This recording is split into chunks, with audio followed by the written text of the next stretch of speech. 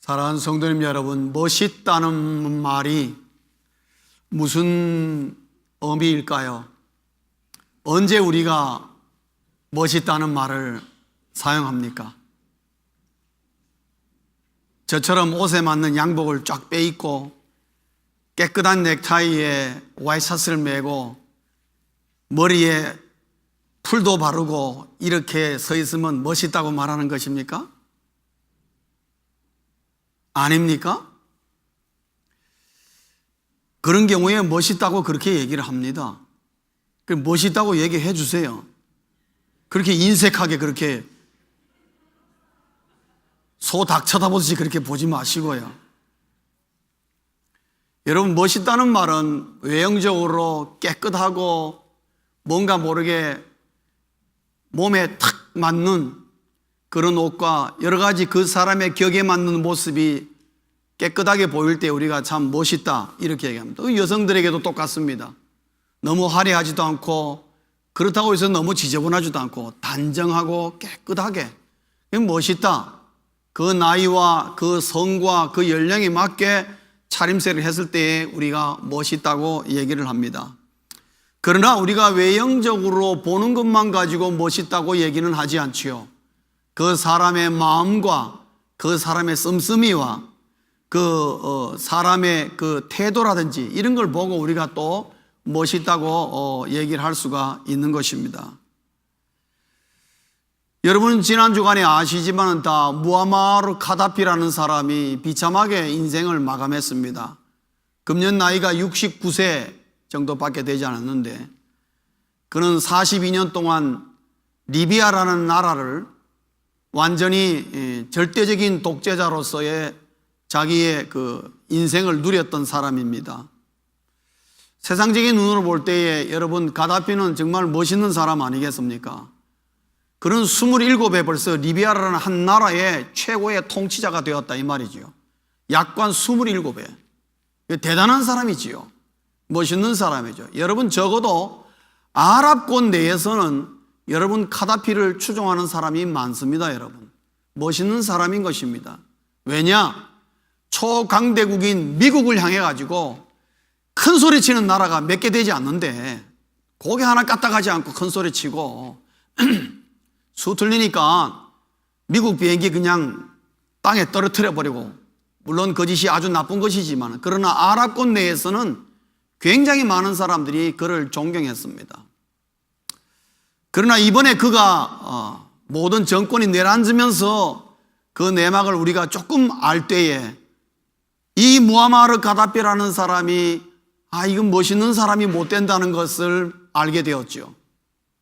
그는 그들의 자식들을 7남 1녀가 있었는데 8명의 자식을 항상 경쟁을 붙였던 사람입니다. 이 사람은.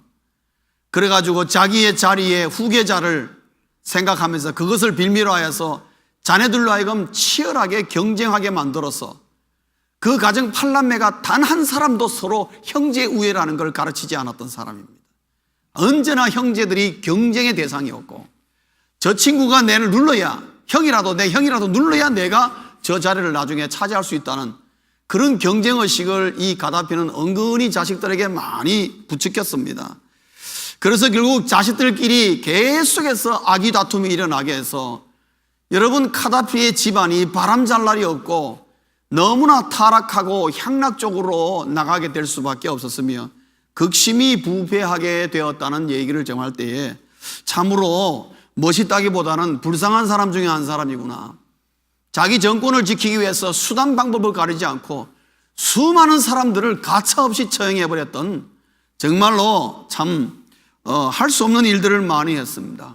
그 대가인지 모르겠지만은 그 자식들 가운데 지금 제법 똑똑하고 그래도 아버지 애를 추종하던 자식들은 다 죽었습니다. 여러분, 8명 가운데 벌써 4, 5명은 이미 벌써 이번에 다 죽었습니다. 나머지는 다 망명하고 도망갔지만은 이제 그 가문은 제가 볼 때는 멸망한 가문이라고 볼 수가 있겠습니다. 사람이 우리가 이 땅에서 겉으로 보기에는 참으로 멋있고 훌륭한 것처럼 보이도 그 내막을 들여다보면은 참 불쌍하기 짝이 없고 어찌 인생을 그렇게 한평생을 그런 모양으로 살았느냐라고 말할 정도로 참으로 형편없는 삶을 사람들이 많다 이 말이지요. 사랑하는 성도님 여러분, 여러분들의 인생은 어떻습니까? 멋있는 인생이십니까? 여러분 자신이 생각할 때 멋있는 인생이라고 생각하십니까? 아무런 대답이 없네요. 그렇다고 해서 여러분 인생이 형편없는 인생은 아니지 않습니까? 뭐 대충 그런 인생이다 이래 생각하십니까? 사랑하는 성도님 여러분, 우리 예수 믿는 사람은, 사도 바울은 그래 얘기합니다. 적어도 예수 믿는 사람은 멋있는 인생을 산다고 그렇게 얘기해야 된다 합니다. 사랑하는 성도님 여러분, 다른 건 몰라도 우리는 예수를 믿기 때문에 멋있는 인생을 살 수 있고, 멋있는 인생을 살아야 하고, 멋있는 인생을 살고 있습니다. 여러분, 좀 자부심을 좀 가지십시오. 그래도 시원찮군요. 뭐가 문제입니까, 여러분? 오늘 사도 바울은 우리에게 데살로니가 교인들을 우리에게 소개하고 있습니다. 데살로니가 교회의 교인들을 향해서 여러분 1장부터 7장까지 바울은 입이 마르도록 이들을 칭찬하고 있습니다. 물론 이들이 완벽한 교인들은 아니지만은, 그러나 바울의 눈으로 볼 때는 너무나 기가 막히게 멋있는 성도들이었습니다. 여러분, 오늘 본문 8절 마지막에 보면은 사도 바울이 뭐라고 얘기하냐면은 우리는 아무 말도 할 것이 없노라, 그렇게 얘기합니다. 데살로니가 교인들을 향해 가지고 내가 너희들을 보면은 할 말이 없다, 이렇게 얘기합니다. 바울의 서신 가운데 이렇게 말한 적은 한 번도 없습니다. 오직 데살로니가 교인들을 향해서 내가 너희들한테는 할 말이 없다, 너무 멋있다, 그렇게 얘기합니다. 도대체 데살로니가 교인들이 뭐가 어떻게 되었길래 그렇게 바울이 침이 마르도록 칭찬을 하느냐, 멋있는 성도라고. 사실 바울은 제2차 선교여행을 떠나면서 데살로니가 교회를 들렀는데, 이 데살로니가라는 지방에 가서 있은 기간은 3주밖에 되지 않습니다. 그러니까 데살로니가 교회라는 것은 그렇게 오래된 교회가 아니고, 데살로니가 교회 교인들은 신앙생활한 지가 얼마 안 된 사람들이에요. 신앙생활 오래 한 사람들이 아니라 이 말입니다. 그런데도 불구하고 바울은 말하기를 참 멋있는 성도다. 오늘 본문을 통해서 멋있는 성도가 된다는 것이 어떤 것인지를 우리에게 두 가지로 가르쳐주고 있습니다. 누가 멋있는 성도인가? 당연히 예수 믿는 그리스도인들이 멋있는 성도다, 멋있는 사람들이 되어야 된다 하는 그 사도 바울의 중심이 있습니다만은, 그러면 멋있는 성도라고 부를 수 있는 요소가 뭐냐? 바울은 오늘 데살로니가 교인들을 칭찬하면서 멋있는 성도라는 것이 이런 것이다 하고 우리에게 두 가지를 가르쳐주고 있습니다. 누가 멋있는 성도인가? 첫째는 덕이 있는 성도라는 것이죠. 뭐니 뭐니 해도 예수 믿는 사람은 뭐가 있어야 된다고요? 덕이 있어야 된다. 사랑하는 성도님 여러분, 우리 모두가 덕이 있는 성도가 되기를 주의 이름으로 축원합니다.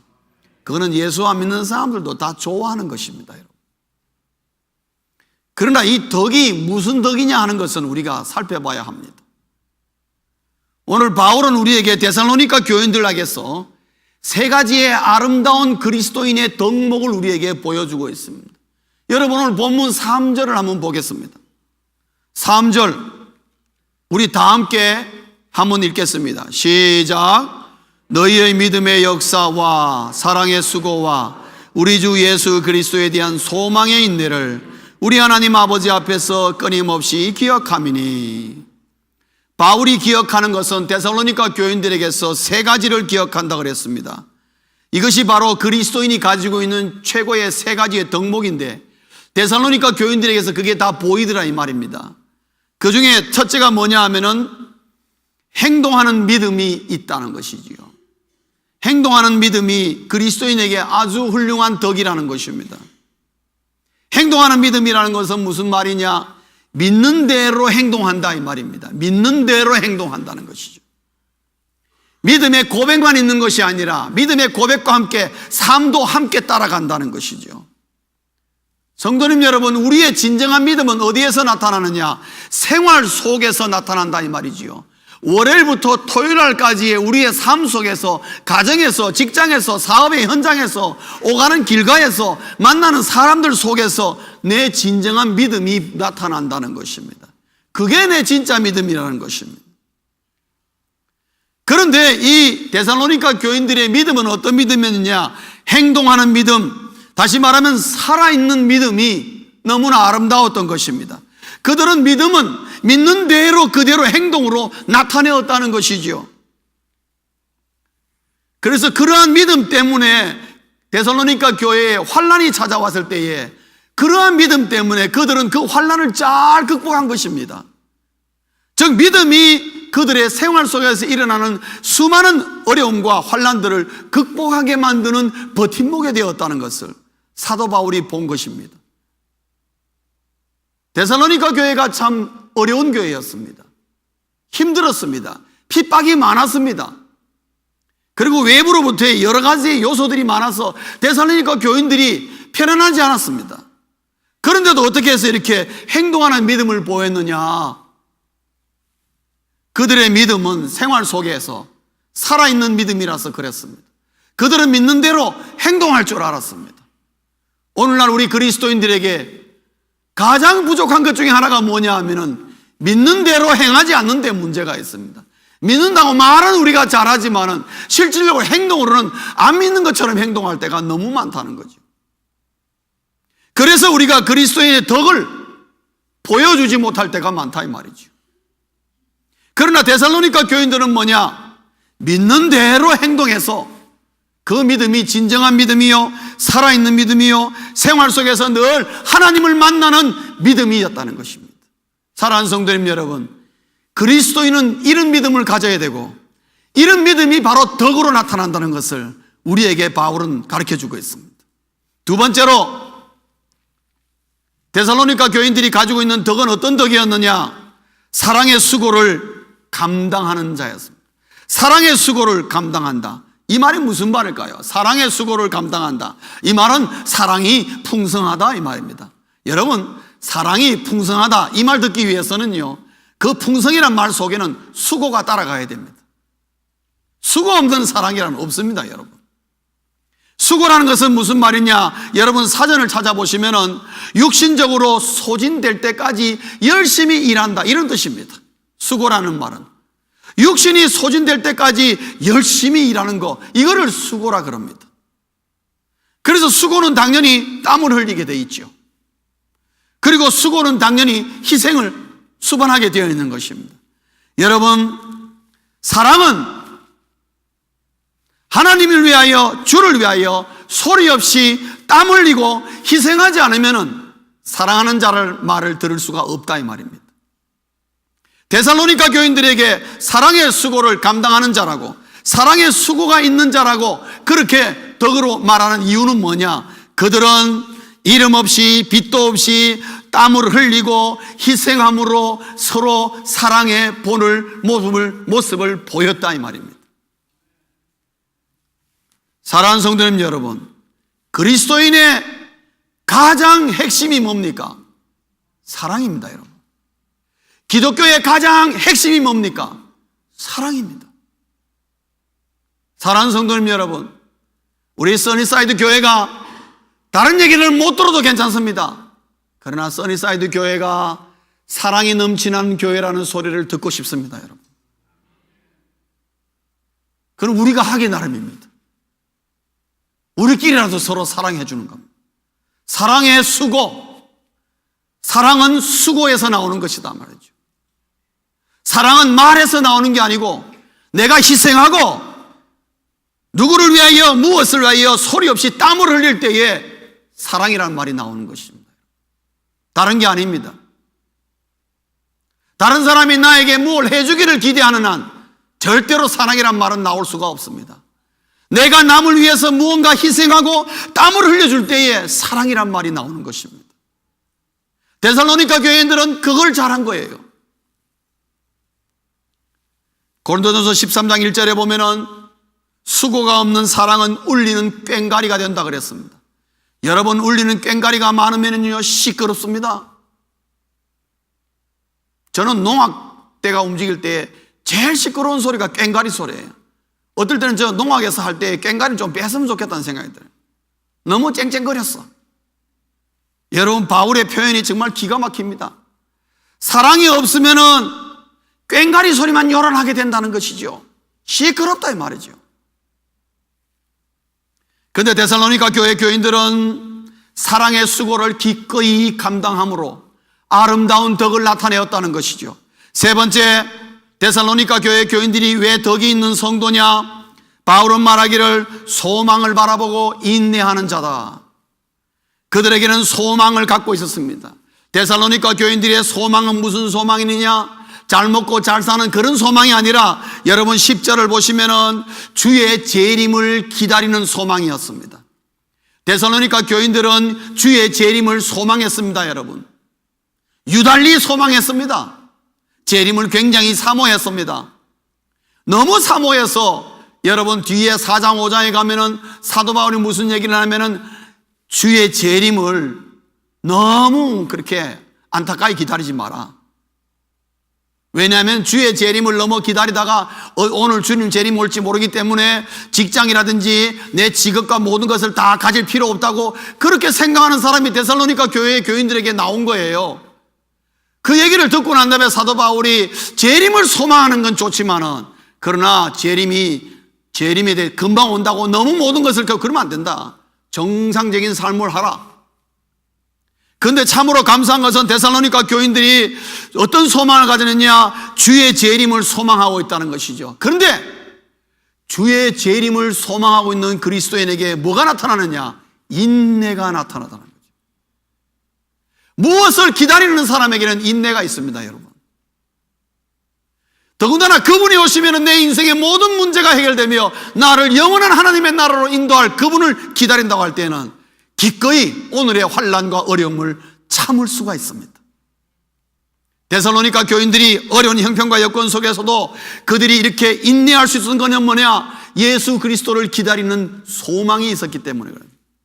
사랑하는 성도님 여러분, 우리 그리스도인이 가지고 있는 세 번째 덕목이 뭐냐? 주의 재림을 기다리는 소망을 갖고 있어야 됩니다. 사랑하는 성도님 여러분, 주의 재림을 소망하십니까?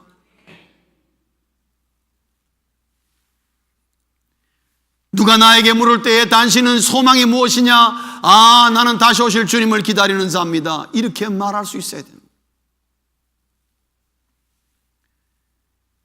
오늘 데살로니가 교인들에게 바울이 참 덕이 있는 성도의 모습을 말해주는데 세 가지였습니다. 행동하는 믿음을 가졌고 사랑의 수고를 감당하며 소망을 바라보고 인내하는 이런 아름다운 덕이 데살로니가 교인들에게서 나타났다는 것이죠. 그런데 이것을 정리해 보니까 뭐냐 하면은 그리스도인의 세 가지 덕목이 나오는데 믿음, 사랑, 소망인 것이에요. 믿음, 사랑, 소망이에요. 고린도서 13장에서 마지막에 말했던 사도 바울의 그 믿음, 사랑, 소망 똑같은 것이에요. 정리하면은 데살로니가 교인들에게서 무엇이 나타나느냐? 그리스도의 인격이 나타난 것입니다. 그게 뭐냐? 믿음, 사랑, 소망이. 이러한 덕목들이 지속적으로 나타날 때에 그거는 그 사람에게 하나의 인격이 되어버린 것입니다. 그리스도인은 이러한 인격을 가져야 된다는 것이죠. 왜? 덕이 곧 그 사람의 인격이기 때문에 그렇습니다. 덕이 있는 사람은 그 사람의 인격이 덕이 있다 이 말이에요. 사랑하는 성도님 여러분, 그리스도인에게는 믿음과 사랑과 소망의 덕이 있어야 한다는 거죠. 사랑하는 성도님 여러분, 이 그리스도인의 세 가지 덕목을 사모하시기를 주의 이름으로 축원합니다. 그런데 이상한 것은 데살로니가 교인들이 그 짧은 시간에 어떻게 하여 그렇게 오래도록 신앙생활을 한 것도 아닌데 어떻게 이렇게 세 가지의 그리스도인의 아름다운 인격이 나타나며 데살로니가 교인들을 어떻게 이렇게 변화시켰느냐? 어떻게 이렇게 무엇이 그들을 변화시켰느냐? 너무나 아름답게 그들을 변화시켰단 말이죠. 그것은 사도 바울이 오늘 두 번째로 우리에게 지적하는 것입니다. 바로 멋있는 성도의 두 번째의 항목이 바로 그것입니다. 그것은 뭔가 하면은 본이 되는 성도다는 것입니다. 누가 멋있는 성도냐? 본이 되는 성도다. 여러분, 데살로니가 교인들은 본이 되고자 하는 마음이 없었습니다, 여러분. 데살로니가 교인들은 의도적으로 본이 되고자 하는 그런 의도를 한 번도 출하한 적이 없었습니다. 그들은 오히려 본 받으려고 힘을 썼습니다. 오히려. 오늘 본문 6절에 보면 그것을 우리에게 사도 바울이 얘기합니다. 그럼 뭘 어떻게 했길래 데살로니가 교인들이 본이 되는 교인이 되었느냐? 궁극적으로 그들이 6절 마지막에 보면은 7절에 보면은 마지막에는 모든 믿는 자의 본이 되었다 그랬습니다. 데살로니가 교인들은 본이 되고자 하는 마음이 없었습니다만은 결론은 뭐냐? 본이 되는 자가 되어버렸습니다. 그러면 도대체 데살로니가 교인들이 뭘 어떻게 했다는 것이냐? 오늘 바울은 우리에게 데살로니가 교인들이 다른 건 몰라도 이 부분에서 정말 열심을 다하고 최선을 다했다, 그러니까 본이 되더라 하는 것을 우리에게 보여주는데, 그 본이 되는 성도의 첫 번째는 뭐냐 하면은 신령과 진정으로 예배하는 자다. 신령과 진정으로 예배하는 자. 데살로니가 교인들이 정말 하나님을 예배를 잘했다는 것이죠. 여러분, 9절 하반절을 보시겠습니다. 9절 하반절 보면 이렇습니다. 너희가 어떻게 우상을 버리고 하나님께로 돌아와서 살아계시고 참되신 하나님을 섬기는지. 하나님을 섬기는지. 여기 섬긴다는 말은 worship, 하나님을 예배한다는 말입니다. 다시 말하면 데살로니가 교인들이 신령과 진정으로 예배를 참 잘 드렸다는 것을 말하고 있습니다. 자기들의 예수 믿고 난 다음에 우상을 과감하게 버리고 살아계신 하나님 앞에 그들은 정성을 다하여 예배한 것입니다. 그리고 데살로니가 교인들은 예배를 잘 드릴 수가 있었습니다. 왜? 그 전에 우상들에게 그런 식으로 예배를 드렸기 때문에. 우상을 버리고 하나님 앞에, 살아계신 하나님 앞에 예배하는 거, 신령과 진정으로 예배하는 거 그렇게 어렵지 않았습니다. 왜? 그들은 예배를 많이 해봤기 때문에. 단지 대상이 잘못되었다는 것뿐이지요. 그러나 하나님을 발견하고 예수 믿고 난 다음에 그는 살아계신 하나님만이 유일한 하나님이요 신이라는 걸 알고 그 앞에 정성을 다하여 예배를 한 것입니다. 살아계신 하나님이 내 앞에 있다는 인식을 분명히 갖고 있었다는 것입니다. 사랑하는 성도님 여러분, 우리가 예배할 때에, 신령과 진정으로 예배할 때에 우리가 가지고 있는 인식은 뭐냐? 지금 내 앞에 살아계신 하나님이 와 앉아서 좌정에 계시다는 그 인식이 있으면요, 우리가 예배를 허투루 드릴 수가 없습니다, 여러분. 그렇지 않습니까? 데살로니가 교회 교인들은 형식적인 예배에 용납을 불가했습니다. 그는 예배를 사모하고 예배를 즐거워하고 예배에 온 마음을 쏟아부었습니다. 그래서 그때 데살로니가 교인들은 정말 살아계신 하나님을, 참되신 하나님을 참되게 하고 살아계신 하나님으로 그들은 적성을 다해서 예배를 드렸습니다. 그런데 예배를 열심히 잘 드리다 보니까 좋은 소문이 나게 된 거예요. 다른 게 아니었어요.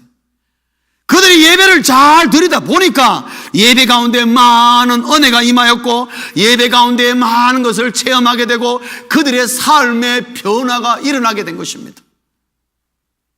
그리스도인의 앞에 말한 이 그리스도인의 이 덕목 세 가지가 그냥 자기들이 힘쓰고 애를 쓰던 게 아니라 그들이 그렇게 갖추고자 했던 것보다는 신령과 진정으로 하나님 앞에 예배를 잘 드리려고 하다 보니까 예배 가운데 그들의 삶이 변화되었다는 거예요.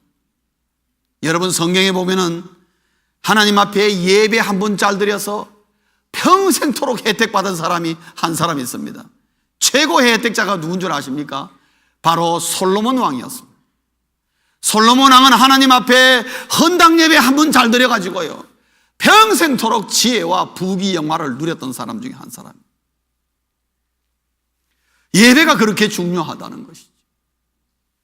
그래서 하나님 앞에 예배할 때에 내 앞에 지금 살아계신 하나님이 와 앉아서 좌정에 계시다, 늘 그런 마음을 품고 여러분 예배에 임하시기를 주의 이름으로 축원합니다. 그러면 우리의 자세가 달라집니다, 여러분. 이 앞에 하나님이 와 계시단 말이죠. 그러면 우리가 어떻게 예배를 드려야 되겠느냐? 그거는 질문할 필요도 없는 것입니다.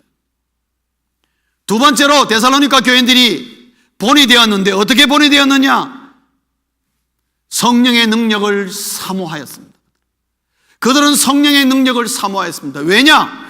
여러분 오늘 본문 6절에 보면은 사도 바울과 그 일행이 와가지고 데살로니가 교인들에게 복음만 전한 게 아니었습니다.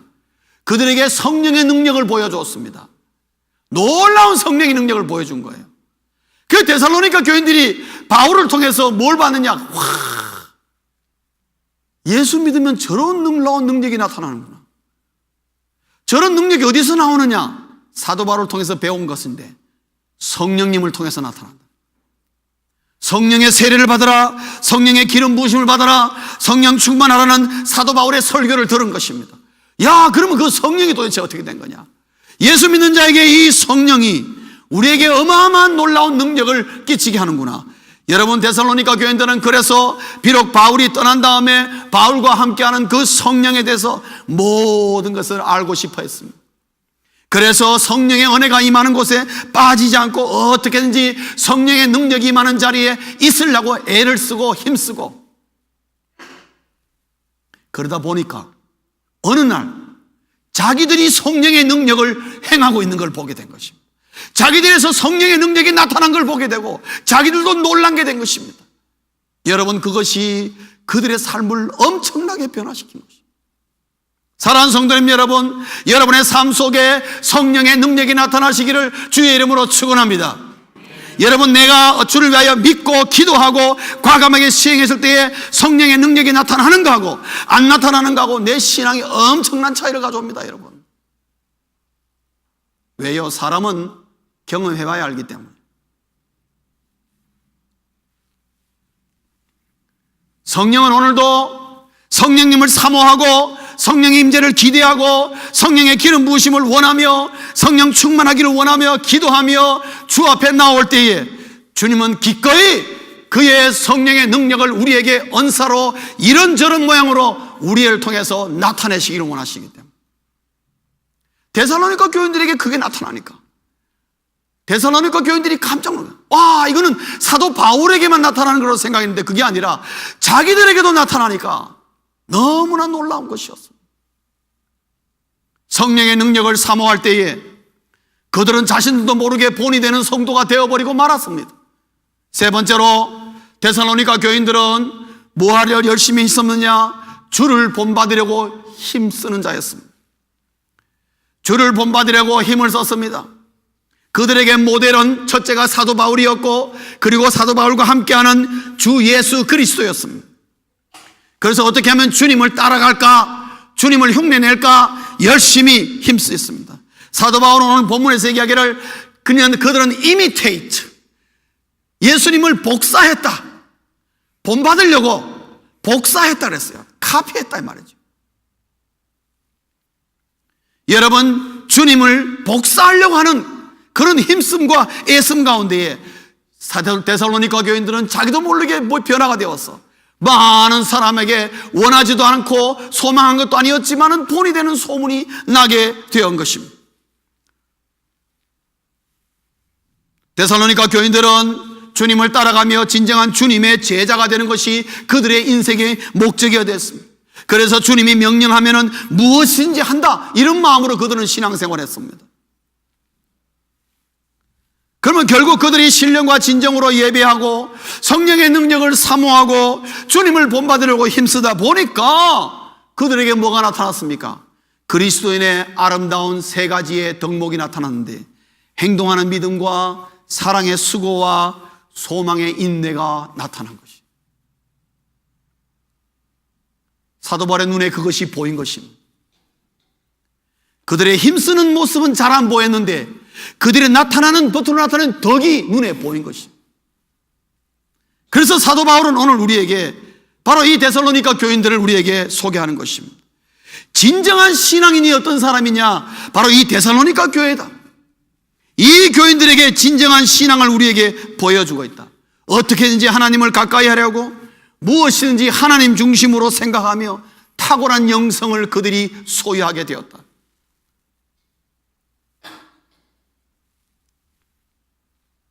그래서 누가 멋있는 성도인가? 사도 바울은 우리에게 데살로니가 교인들을 통해서 두 가지, 덕이 있는 성도, 본이 되는 성도. 여러분, 더하면은 결국은 본이 되는 성도나 덕이 되는 성도나 데살로니가 교인들은 그렇게 하려고 힘쓰고 애쓴 적이 별로 없었습니다. 그들이 사실 힘쓰고 애썼던 것은 뭐냐? 어떻게든지 예수님을 더 잘 믿어보려고, 예수를 더 어떻게 하면 더 잘 믿어볼 수 있을까? 이왕 내가 예수 믿을 거 잘 믿어야지. 그런 마음으로 열성과 정성을 쏟아부을 때에 자기들도 모르게 사람들에게 본이 되고 자기들도 모르게 아름다운 덕이 나타나게 된 것입니다. 이것을 사도 바울은 다른 데서 뭐라고 설명하느냐? 그리스도의 향기가 난다, 그렇게 표현합니다. 데살로니가 교인들에게서 그리스도의 향기가 난다는 것입니다. 여러분 8절 말씀 보실까요? 8절 말씀에 뭐라고 되어 있습니까? 주의 말씀이 너희에게로부터 마게도냐와 아가야에게만 들릴 뿐 아니라 하나님을 향하는 너희 믿음의 소문이 각처에 퍼졌으므로. 처음에는 여러분 마게도냐에 퍼졌습니다. 마게도냐는 바로 데살로니가가 있는 그 지방 이름입니다. 근데 그 밑에 아가야라는 지방이 또 있습니다. 마게도냐에서 그 다음에 아가야로 퍼져나가고 그 다음에 바울은 뭐합니까? 더 멀리 그들의 믿음의 소문이 퍼져나가서 이제 내가 너희들을 향해서는 할 말이 없다, 그렇게 말하고 있는 겁니다. 믿음의 좋은 소문이 계속해서 널리 퍼져나갈 데살로니가 교인들에게서 나타난 것입니다. 그들은 그것을 위해 선전한 적도 없고 그것을 위해 땀을 흘린 적은 없습니다. 그들이 땀을 흘리고 수고하고 힘쓴 것은 뭐냐? 어떻게든지 예수를 더 잘 믿어보려고, 정말 어떻게 하면 주님의 제자로서 주님 걸 가까이 하려고 힘쓰다 보니까 그러한 것들이 자연스럽게 나타나고 멋있는 성도가 어느 날 갑자기 되어 있었던 것입니다. 바울은 데살로니가 교인들을 마음껏 자랑합니다. 뭐라고 우리에게 자랑합니까? 예수를 믿으려면 이렇게 믿으라는 것입니다. 예수를 믿으려면 이렇게 믿으라는 거예요. 데살로니가 교인들을 보라. 이 사람들은 수십 년 믿은 사람도 아니고 믿은 지 얼마 되지 않고 정말 초신자 수준에 불과한 자들이지만 불과 3주밖에 바울이 그들과 함께 못했지만 그들의 예수 믿는 모습을 볼 때에 성도님 여러분이여, 예수를 믿으려면 이렇게 믿으십시오. 바울은 우리에게 그렇게 권하고 있는 것입니다. 왜냐? 2절 보시면요, 바울은 항상 기도할 때마다 하나님 앞에 감사의 제목 중에 하나가 뭐냐? 데살로니가 교회 교인들이었다고 얘기합니다. 하나님, 데살로니가 교인들 내가 3주밖에 없었는데 어찌 교회가 저렇게 아름답게 멋있는 교회들이 저렇게 됐는지 하나님 생각하면 할수록 감사합니다. 자기 이렇게 기도한다 얘기했습니다. 기도할 때마다 바울은 뭐라고 얘기합니까? 그들이 기억되는 성도라는 것입니다. 바울의 머리에 늘 기억되는 성도가 되었다 그랬습니다. 목회자인 바울에게 하나님의 택하심을 받은 것의 그 은혜가 어떻게 되느냐를 볼 때에 데살로니가 교인들이 그렇다, 이 얘기하는 것입니다.